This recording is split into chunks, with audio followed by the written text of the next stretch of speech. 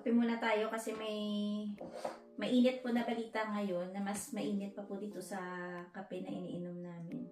Di na. Mm-mm. Good news ba yan? Feeling ko may pagka bad news na sa iba, good news din naman. Ate. Ay, oo nga.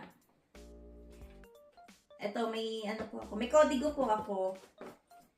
So, ano yung hot news na yun? So, yung hot news po na yun, about to sa announcement po ng IRCC nitong October 24, 2024. Ang sabi dito, ay ipakita ko dito muna kung ano yung news na yun. Ito yung clip po ng announcement po nila.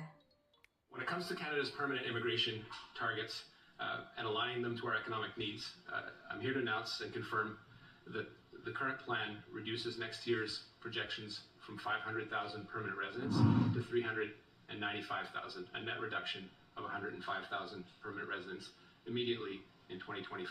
After that, in 2026, a progression down to 380 to stabilize the numbers at 365 in 2027. So, yan po yung naging announcement po ng Canada about sa pagbawas po nila ng mga permanent residents dito for the next 3 years. Bale, 2025 hanggang 2027. Oo. So, ito po yung immigration levels plan nila para sa 3 years na yon.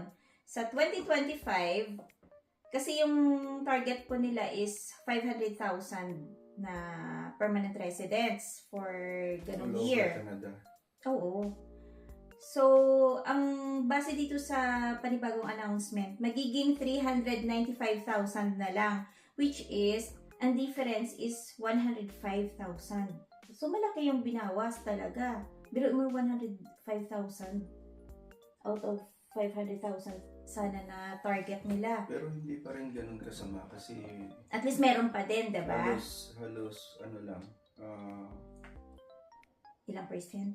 ilang percent lang. Mm-mm. Hindi naman siya umabot ng 25% ang bawas. Mga 20% nga daw sabi nila. Kung di ako nagkakamali. Parang 20% ata yung bawas na yun. Tapos sa 2026 naman, 380,000 na lang. Sumuha sila ng another 5,000. Nagbawas sila ulit. Ay hindi, 15. 15K. Oh, Kasi sa 395, diba? Magiging 380. mali yung math ko.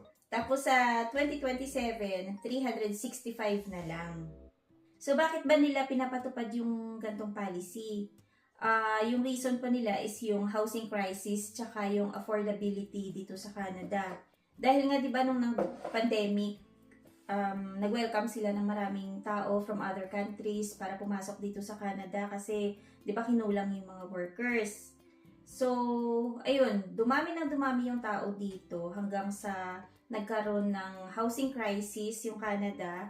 Tapos, syempre, sa dami ng demand, tumaas yung mga renta, syempre yung mga bilihin, tumaas din. So, yung naka-apekto talaga sa pamumuhay dito sa Canada. Pero, ang kagandahan daw neto, parang kahit papano, naging magandang balita to sa mga nandito na sa Canada kasi Consistent with our plan, over 40% of permanent residents will come from the temporary residents that are already in Canada. These people are a young labor pool, they're skilled, they're here, they've begun the process of integration, and it doesn't place the additional demands on the housing, healthcare, and social services that we see with someone that comes directly from another country.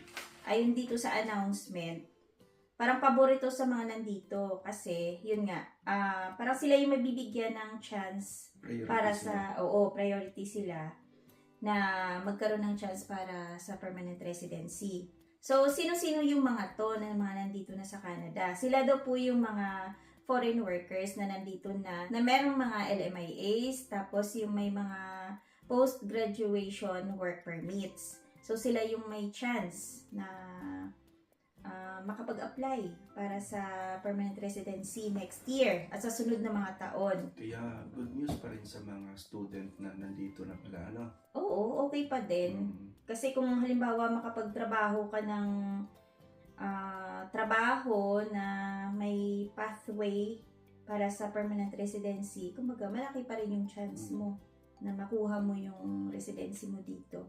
kumbaga binibigyan nila ng chance yung mga nandito na. Kumbaga hindi na magdadagdag pa sa sa yung problema sa housing kasi nandito na sila eh. 'Di ba? Nakapwesto na sila. Unlike na kung kukuha pa sila ng tao sa ibang bansa, magdadagdag pa yun sa maghahanap dito ng matitirhan, tapos isa pa yung problema sa healthcare. Kasi 'di ba nga pagka magdadagdag pa ng panibagong mga tao na papasok dito, syempre mag-a-add up na naman yan doon sa mga yun nga pila sa mga clinics, 'di ba? Kasi yung mga dito, yung mga narereklamo dito is yung matagal na pag-aantay sa mga clinic, At saka tapos kakulangan kulang ng sa mga doktor. doctors, so. Ayun. Kita mo minsan kapag yung magpa-sked ka sa mga doctors, Yung sa clinic sabihin nila. nila, for example, yung bago ka, Mm. pupunta sa isang clinic, sabihin nila, ay wala na. Hindi na sila Hindi ma-accommodate. na sila ma-accommodate. Tsaka wala nang bakante talaga. Kumbaga full na yung Full na yung, full na yung slot ng... slot ng mga pasyente na pwedeng i-accommodate ng doktor. Parang ganun. Di ba katulad sa isang kakilala natin na pumunta siya doon sa isang doktor. Mm-mm. Hindi Oo na siya nga. tinanggap kasi Sinabihan. wala na. Puno na daw yung niya. Kumbaga siguro may quota sila ng mga pasyente na pwede nilang tanggapin sa clinic nila. So, yung iba, gusto pa sanang magpalista dun sa doktor na yun bilang family doctor. Family Kaso doctor. lang, Hindi na yung tinanggap. doktor, puno na yung listahan niya. So, yung iba talagang hanap na lang ng ibang lahi. Kagaya yung sa Pinoy, diba? Kaya nga, yan nga. Mas gusto natin kasi sana yung doktor na hahawak sa atin is Pinoy din. Kasi, syempre, mas madali mong i-explain, diba? Kung ano yung nararamdaman mo, unlike sa ibang lahi. Pero dahil nga sa yung dami na ng pasyente niya na naka-assign sa kanya, hindi na niya pwedeng i-accommodate pa yung mga newcomers na gusto din magpalista sa kanya. So, isa yun sa mga rason kung bakit parang bibigyan na lang yung mga nandito na para sa pag-apply ng permanent residency sa mga sunod na taon in 2025 hanggang 2027. Pero alam namin marami din yung mga nag-iisip talaga kung ano ba yung magiging standing nila sa ganong policy. Kasi nga pabago-bago. yung Pabago-bago kasi. Siyempre, katulad din yan kasi sa atin dati na kung ano ba yung status na, kumbaga, ando na ngayon sa government, yung papel namin.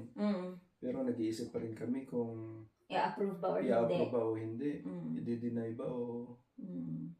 Hindi mo, ganong isipin. Hindi mo naman maalis sa kanila yan. Pero may chance. Malaki ang chance. Sang sa malaman mo na lang na wala talagang tinanggap.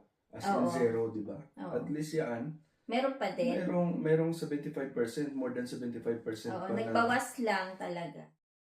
So, hindi naman totally na winala talaga yung permanent residency nila. May kinat lang. Yun nga lang, yung 105,000 na yun, napakalaking bilang yun. So, ayan. At dahil dyan, ay magbabasa po tayo ng mga comments kasi ang pinanood kong news, yung sa Omni News, syempre dapat doon tayo sa channel ng mga kababayan natin. Kanya ng Pinoy. So, tinitingnan ko kung ano yung opinion ng mga kababayan natin about dito sa announcement ni Canada. Ito, sabi nung isang kababayan natin, sabi niya, "Good move, Canada. It's time to bring back the norm in this country." Ayun. So, yung isa naman, sabi, "Sa wakas, buti naman ipapatupad na to. Di lang Canada ang bansa dito sa mundo. Mag-comply na lang sana ang lahat sa rules at di puro reklamo. Di responsibilidad ng Canada na kupkupin lahat ng tao at bigyan ng PR." Ito naman yung isa. Sabi, ito ang hirap sa bagong rules ngayon ng government. Paano yung mga nandito nagsimulang nagbayad ng mga insurance nila para sa future nila. Ngayon, biglang nawala ang mga pinaghirapan nila. I hope sana bigyan sila ng Canadian government ng chance to get their PR. So, ayun naman, dahil ito nga, nandito sa Canada, so mali mo naman, di ba?